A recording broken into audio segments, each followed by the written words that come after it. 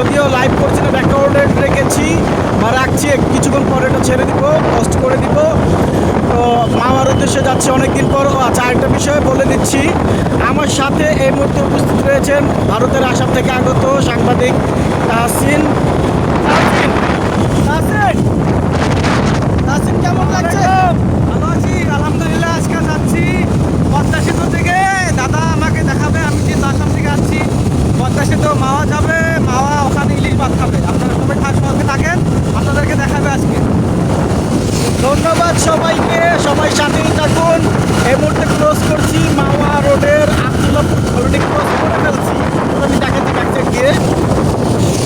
এই হচ্ছে নিমতলা রোড, অর্থাৎ নিমতলা অলরেডি প্রবেশ করে ফেলেছি।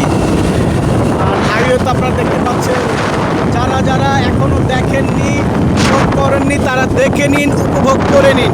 দেখুন কি চমৎকার একটা পরিবেশ, চমৎকার একটা রোড এবং যানজটবিহীন, যানজট মুক্ত।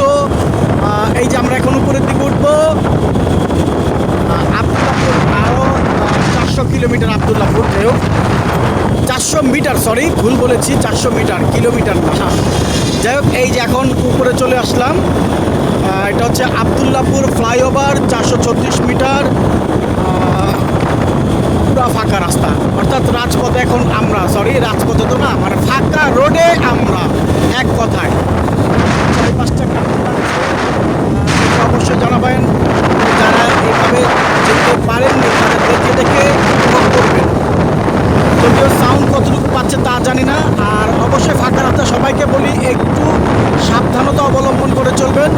দ্রুত গতিতে চলবেন ঠিক আছে, কিন্তু সিচুয়েশনের উপর, অবস্থানের উপর ভিত্তি করে এবং হচ্ছে রাস্তার অবস্থা বুঝে।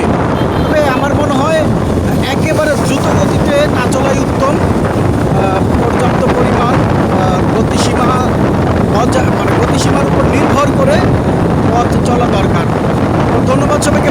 রাস্তাগুলো দেখাচ্ছিলাম, এই দেখুন চারপাশে কিন্তু গাছগাছালিতে ঘেরা, চমৎকারভাবে রাস্তাটা পরিষ্কার পরিচ্ছন্ন। ধন্যবাদ কর্তৃপক্ষকে। এই গাড়িগুলো কিন্তু মোটামুটি খুব সিচুয়েশন বুঝে ড্রাইভ করতেছেন, অর্থাৎ দ্রুত গতি সম্পর্কে গাড়ি যাচ্ছে না।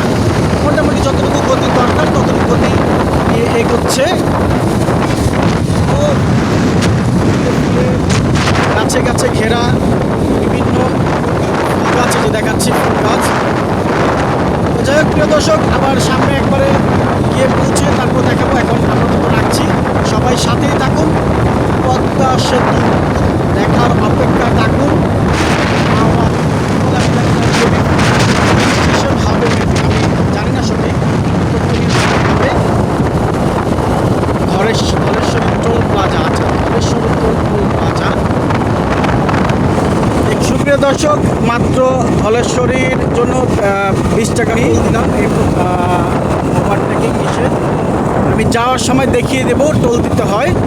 যদি অনেক দিন পর এই রোডে ঢুকলাম, সেক্ষেত্রে হয়তো বা এই তো প্রায় 1.5 থেকে 2 বছরের বেশি হবে, 2 বছরের বেশি হবে।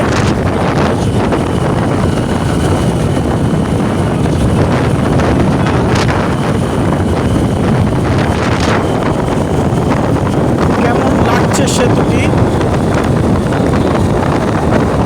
আমরা পার হচ্ছি এখন। বাহ,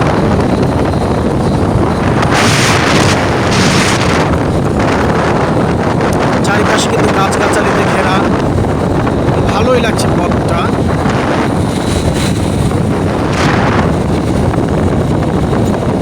মাঝখানে বাস বোধহয় একটু প্রবলেম হয়েছে, মাঝখানে বোধহয় প্রবলেম হচ্ছে।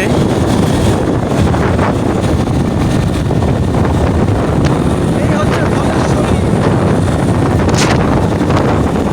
এটা রাস্তা, এখান দিয়েই পার হবো। আসলে দেখার সৌন্দর্যটা খুব ভালো লাগছে, প্রচণ্ড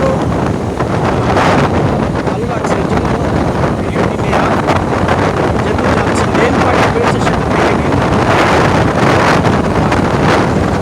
আসলে যখন এসেছি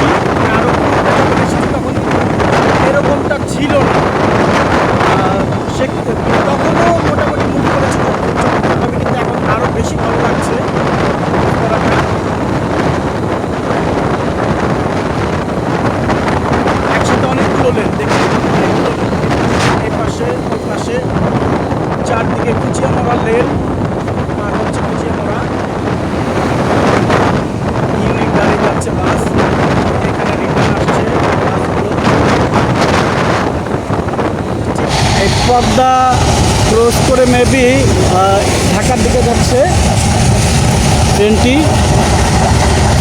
তো সরাসরি আমি তো দেখিনি, এই প্রথম দেখলাম, অথচ ঢাকার খুব কাছে দেখা হয়নি, তাই দেখলাম মাওয়া রেলওয়ে স্টেশন।